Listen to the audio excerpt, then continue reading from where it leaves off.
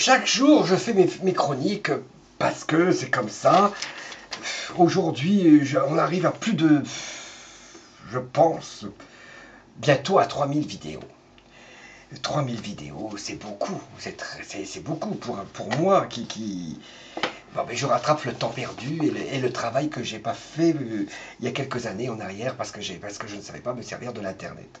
Et j'arrive plus de 133 vidéos où j'ai fait des interviews avec les personnalités, les auteurs, les chanteurs, les comédiens, etc. etc.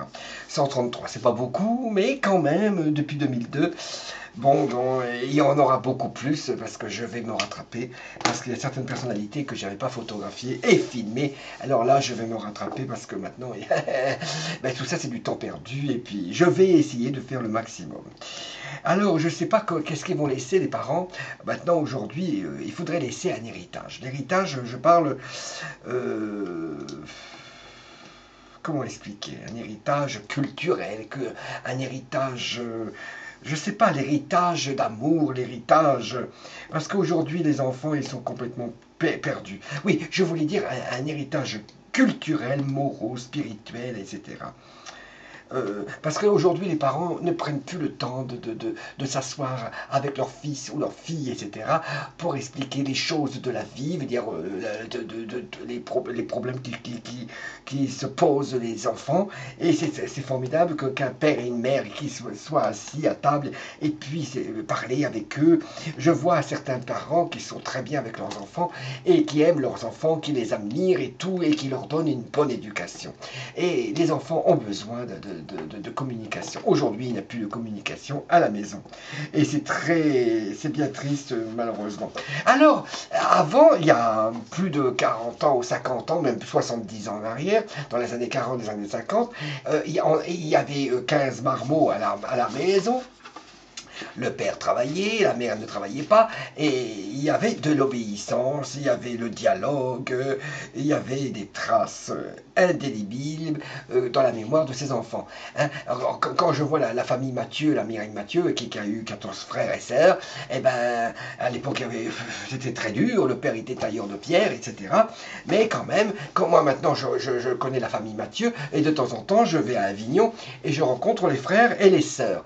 Hein. Et quand je vois ces frères et ses sœurs qui se comportent très très bien, ils ont une bonne mentalité, un bon comportement, ils ont beaucoup de respect entre frères et sœurs, et à l'époque c'était père et mère, hein, et puis Mireille qui est l'aînée de la famille, elle est là pour les protéger, leur donner de l'amour et tout, je trouve que c'est beau. Mais aujourd'hui, vous avez un enfant ou deux enfants, et on n'est pas capable de les élever et les éduquer. Les enfants, ils sont dans la rue, ils font des conneries et des conneries, ils volent des mobilettes et des scooters, etc. Et puis la mère, pour se débarrasser du gosse, elle est à 7 ans, 8 ans, hop, elle le met dans la rue, il va jouer, il va faire des conneries, il va rencontrer de la racaille de merde, etc. Il va devenir un délinquant. Et puis voilà, mais c'est pas ça, il faut éduquer les enfants, il faut leur donner de l'amour, apprendre à lire, à écrire, etc., de la poésie, etc., et leur donner des tâches très importantes pour la maison, etc.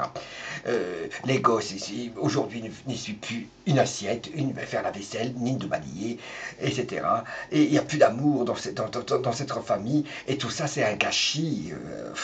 Et même entre conjoints, on ne se parle plus. La bonne femme, elle est sur le canapé en train de s'allonger, elle est en train de taper avec son internet ou avec son portable internet, le bonhomme avec son internet, toujours en train de regarder le football, etc. On ne prépare plus de bonne cuisine, etc. Des frites et puis un steak ou une purée, une mousseline, etc. Mais c'est pas ça. Quand on est parent, nous avons des devoirs à apporter. Le plus important, c'est l'amour. L'amour que c'est beau.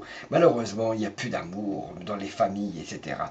Peut-être que avant, les gens ils travaillaient à la ferme, etc. Mais le père et la mère, ils étaient là.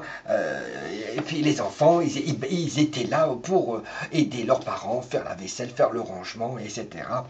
Et puis les professeurs à l'époque, ils étaient là pour nous éduquer, nous instruire, etc. Et si on faisait une connerie, pouf, une baguette dans les doigts ou n'importe quoi, et on avait de l'éducation, on respectait les anciens. Et aujourd'hui, on ne respecte plus les anciens.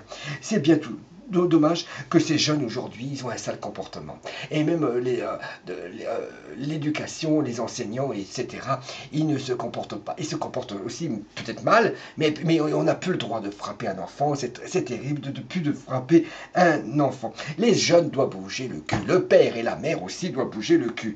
Hein, parce que dans la vie, on doit s'aider et on vit ensemble. Alors, il faut déjà travailler et se respecter, etc. Et puis aujourd'hui, on fait des gosses pour aller le rendement pour toucher les allocations familiales, etc. Hein, bien sûr que la fin du mois, elle est très difficile pour tout le monde.